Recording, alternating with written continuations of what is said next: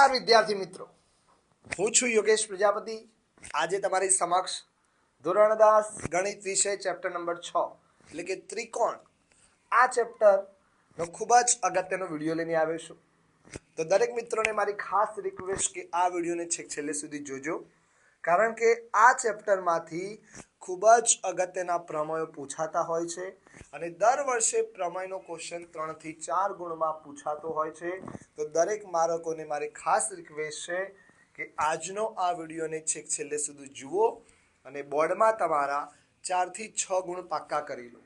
તો મિત્રો, આ વિડીયો બેઝિક અને સ્ટાન્ડર્ડના દરેક વિદ્યાર્થી માટે ઉપયોગી થવાનો છે। તો ચેપ્ટરનું નામ છે ત્રિકોણ, જેને ઇંગ્લિશમાં ટ્રાયેંગલ કહીશું। ચેપ્ટર નંબર 6 છે।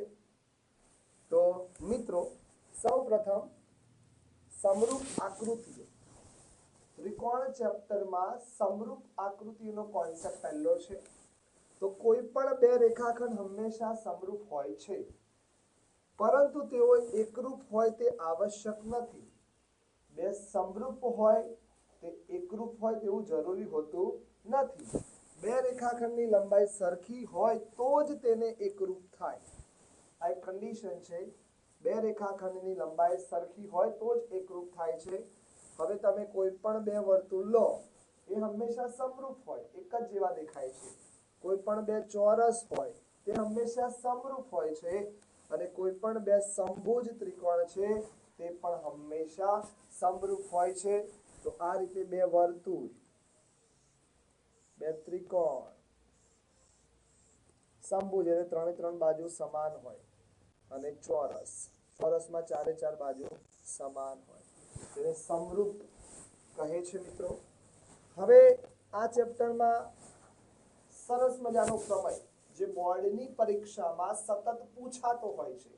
તો દરેક વિદ્યાર્થી મિત્રોને ખાસ રિક્વેસ્ટ કે જો આ પ્રમેય હજી સુધી તૈયાર ન કર્યો હોય તો આજે જોઈને તૈયાર કરી લેજો। બોર્ડમાં તમારા 4 માર્ક્સ પાક્કા છે। સમપ્રમાણતાનું મૂળભૂત પ્રમેય, જેને આપણે બીપીટી થિયરમ્સ પણ કહીએ છીએ, અથવા તો થેલ્સનું પ્રમેય પણ કહેવાય। મિત્રો, બોર્ડમાં તમને થેલ્સનું પ્રમેય પૂછે તો પણ આ પ્રમેય લખવાનો રહેશે, બીપીટી નો પ્રમેય પૂછે તો પણ આ થિયરમ્સ લખવાની થશે, અને સમપ્રમાણતાનું મૂળભૂત પ્રમેય પૂછે તો પણ આ જ પ્રમેય લખવાનો થવાનો છે।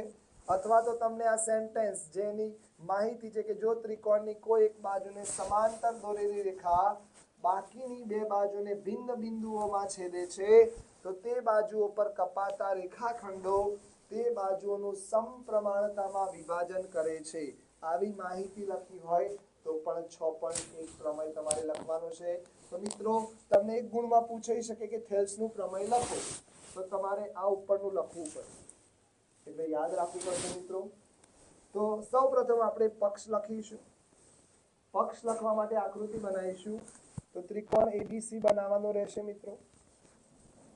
હવે લખીશું કે ત્રિકોણ એબીસી ની બાજુ બીસી છે। આ કઈ બાજુ છે? બીસી ને સમાંતર તમારે એક રેખા દોરવાની છે। આ બીસી ને સમાંતર આ રેખા દોરી છે તે એબી ને ડી માં છેદે છે, અને એસી ને ઈ માં છેદે છે। તો ડી એક રેખા બની ગઈ, ડી અને ઈ માં છેદી લીધું। હવે ડી પણ એક રેખા બની ગઈ।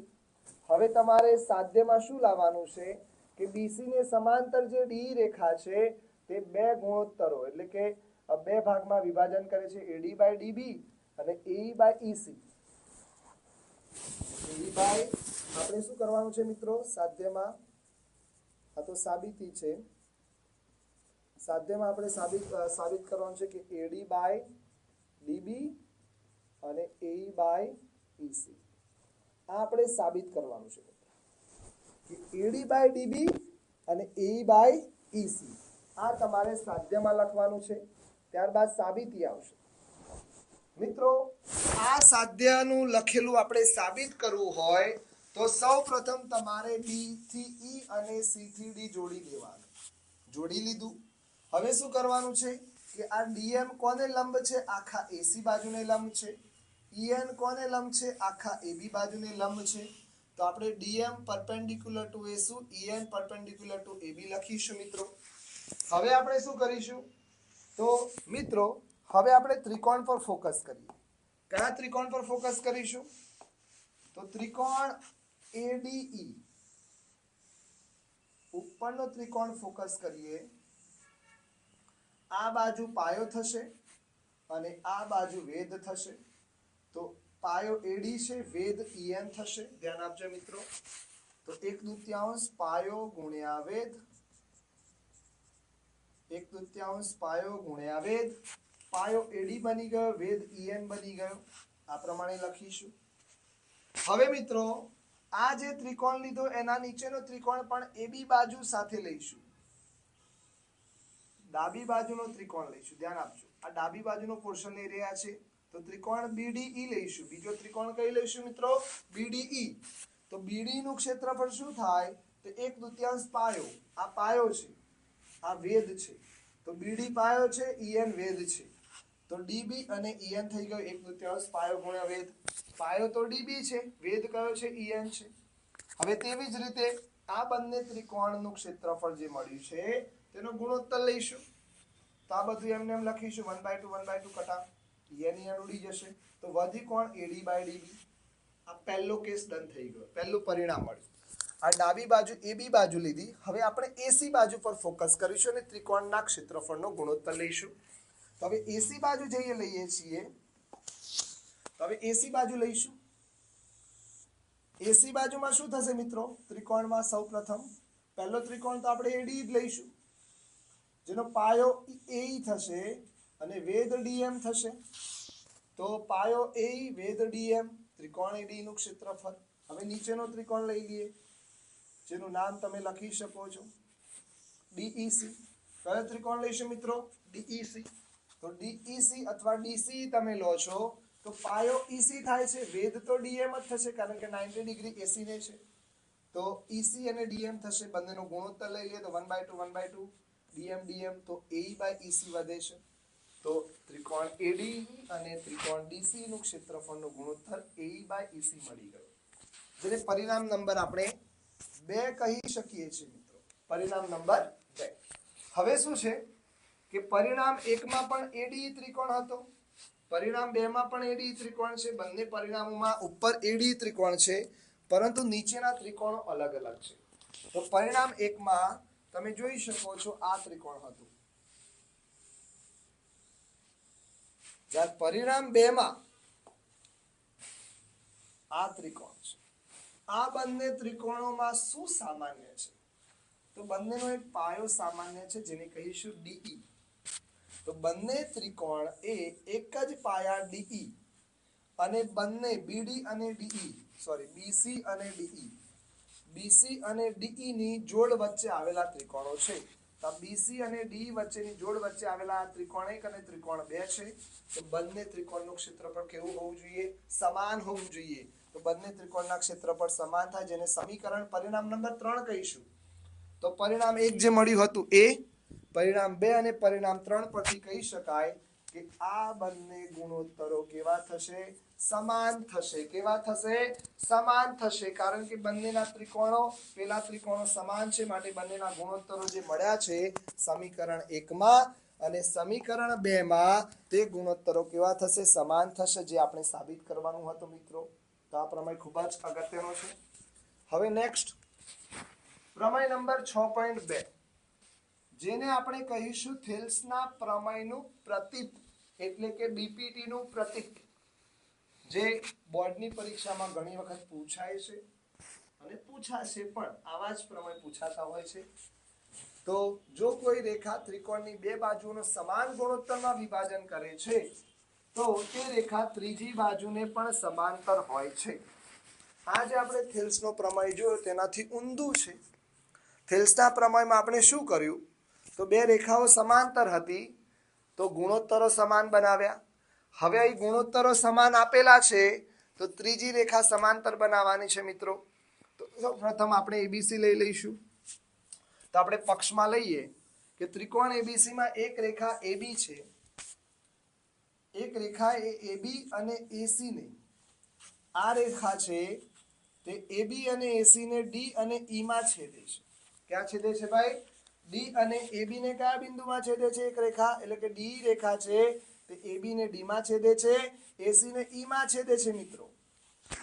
તો તો શું કરીશું, આ જો છેદતી રેખા હોય તો આ બંનેનો ગુણોત્તરો કેવો થાય, સમાન આપેલો છે. હવે સમાન જ આપેલો હોય તો સાબિત કરવાનું છે કે આ જે ડીઈ રેખા છે, આ ડીઈ બાજુ છે, બીસી બાજુને શું થાય મિત્રો સમાંતર આપણે સાબિત કરવાનું છે. તો અહીં તમે જોઈ શકો છો કે રેખાઓ ડીઈ અને બીસી બંનેના સમતલમાં આવેલા છે, આ ત્રિકોણના સમતલમાં આવેલા છે. તેથી તેમના માટે બે શક્યતાઓ થાય, કાં તો ડીઈ અને બીસી સમાંતર છે, કાં તો ડીઈ અને બીસી સમાંતર નથી. પણ સમાંતર નથી એવી શક્યતા લઈએ, કારણ કે સમાંતર હોય તો સાબિત કરવાનું છે, માટે આપણે સમાંતર તો લઈ શકીએ નહીં. તો સૌપ્રથમ આપણે ડીઈ અને બીસી ને સમાંતર નથી તેવું ધારી લઈએ. તો ધારો કે ડીઈ અને બીસી સમાંતર નથી એવું આપણે ધારી લીધું. હવે શું કરીશું, ડી માંથી બીસી ને સમાંતર થાય, આ બીસી ને સમાંતર થાય તેવી એક રેખા દોરવાની જે એસી ને ઈ ડેશ માં છેદે છે. આ ડી માંથી બીસી ને સમાંતર થાય તેવી એક રેખા દોરવાની તે એસી ને ઈ ડેશ में છેદે છે. મતલબ ડીઈ ડેશ સમાંતર શું થાય, બીસી. ડીઈ ડેશ સમાંતર શું થાય, ડીસી. હવે મિત્રો શું થશે, આ બંને સમાંતર થઈ ગઈ, તેનો મતલબ કે હવે આપણે સમપ્રમાણતાનું મૂળભૂત પ્રમેય 6.1 લગાવીશું. તો એડી ના છેદમાં શું થશે, ડીબી, અને ઈ ડેશ ના છેદમાં શું થશે, ઈ ડેશ સી. 6.1 પ્રમેય મુજબ આપણે લખી શકીએ. પક્ષમાં આપેલું છે કે આ બંનેનો ગુણોત્તર સમાન છે. આપણે જો સમાંતર ના લીધી ડીઈ અને બીસી, તો ડી માંથી એક રેખા બનાવી જે એસી ને ઈ ડેશ માં છેદે છે, તો એડી બાય ડીબી અને A dash by E dash C. હવે આ બંને જે મળ્યા છે, આ આપેલું છે પક્ષમાં, આ મળ્યું હમણાં, આ બંનેમાં એડી ડીબી સેમ છે, તો આ બંને પણ શું થશે મિત્રો, સમાન થશે. આટલું મળી ગયું.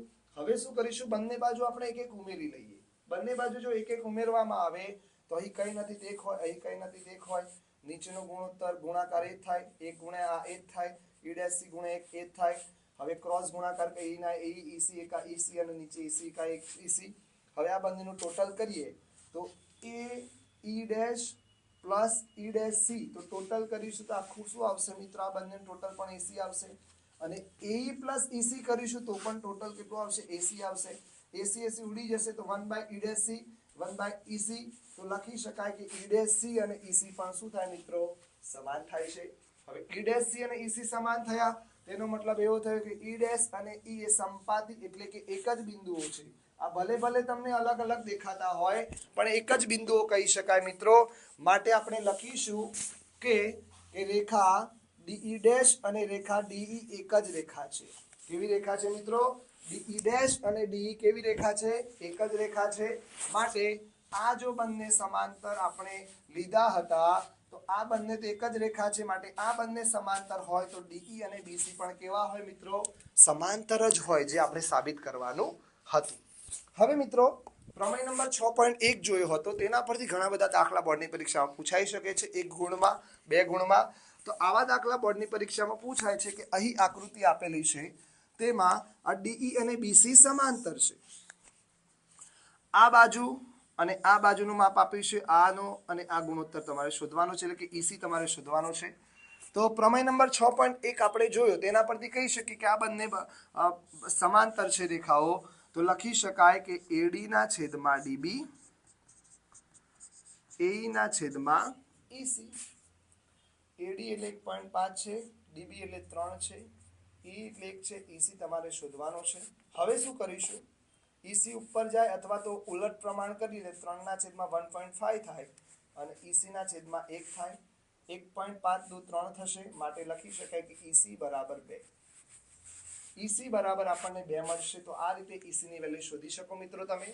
હવે અહીં એડી ની કિંમત બાકી છે, તો એડી ના છેદમાં ડીબી અને એઈ ના છેદમાં ઈસી. એડી ડીબી 7.2, એઈ એટલે 1.8, 5.4. હવે તમારે એડી શોધવો છે, તો શું કરીશું મિત્રો, 7.2 ઉપર જશે તો એડી બરાબર 1.8 5.4 છે, ગુણાકારમાં 7.2 કરીશું. આ બંનેના પોઈન્ટ કાઢે તો 18/54 લખી શકાય અને 72/10 લખી શકાય મિત્રો. કારણ કે બંનેના પોઈન્ટ કાઢેલા છે, એ કાઢતા નથી તો 72/10 લખી શકાય. 18×3 = 54 થાય, 24 થાય તો 24/10 આવી ગયા મિત્રો, જેને 2.4 કહી શકાય. તો કેડીની કિંમત આપણને 2.4 મળે છે. તો આ રીતે સરસ મજાના દાખલા, આવા જ દાખલા રકમ બદલી શકે છે, સેમ ટુ સેમ ના આવી શકે મિત્રો, સેમ ટુ સેમ આવી પણ શકે અને રકમ બદલી પણ શકે છે, પરંતુ તમારે આ કોન્સેપ્ટ યાદ રાખવાનો કે બંનેના ગુણોત્તરો સમાન છે અને એક 3 વેલ્યુ આપી હશે અને ચોથી વેલ્યુ તમારે શોધવી હોય તો આ પ્રમાણે તમે ગણી શકો. આ ટાઈપનો પણ દાખલો પૂછાઈ શકે છે કે અહીં ઈ અને એફ એ પીક્યુઆર ની બાજુ પીક્યુ અને પીઆર પર આવેલા છે મિત્રો. તો આ જે કિસ્સો છે તેમાં ઈએફ ક્યુઆર સમાંતર છે કે નહીં તે ચેક કરવું છે. 4 વેલ્યુ આપેલી છે, તેના પરથી સમાંતર છે કે નહીં ચેક કરવું છે. તો સૌ પ્રથમ આપણે પીઈ ની વેલ્યુ આપેલી છે અને ઇક્યુ ની વેલ્યુ આપી છે. તો પીઈ ના છેદમાં ઇક્યુ નો ગુણોત્તર જોઈ લઈએ. તો 3.9/3 3.9 ને આપણે 39/10 લખીશું અને 3 તો છે જ, એટલે કે 39/10 ગુણ્યા 3 છે, 13 * 39 તો 13/10 તો 1.3 ગુણોત્તર મળ્યો PE/EQ. હવે આપણે બીજો ગુણોત્તર જોઈએ જે છે PF અને FR. PF ના છેદમાં શું છે મિત્રો? FR. PF ની વેલ્યુ આપેલી છે 3.6, FR ની વેલ્યુ આપી છે 2.4. 36 ના अपन 10 લખીશું, 24/10 લખીશું. કોણ કટા 10 કટા 36/24 તો શું થાય? 12 * 3 = 12 × 2 = 24. હવે 12 ઉડી જાય તો 3/2 આવશે, જેને 3/2 તો 1.5 કહીશું સેન્ટીમીટરમાં. તો આ બંને ગુણોત્તરો સમાન દેખાય છે મિત્રો? સમાંતર નથી, કારણ કે બંને ગુણોત્તરો સમાન નથી તો બંને રેખાઓ કેવી રીતે સમાંતર થશે? ના થાય. તો અહીં લખવાનું કે PE EQ does not equal to PF અને FR. આ બંને સમાન છે નહીં, વેલ્યુ સમાંતર છે નહીં, તો આ બંને સમાંતર થાય.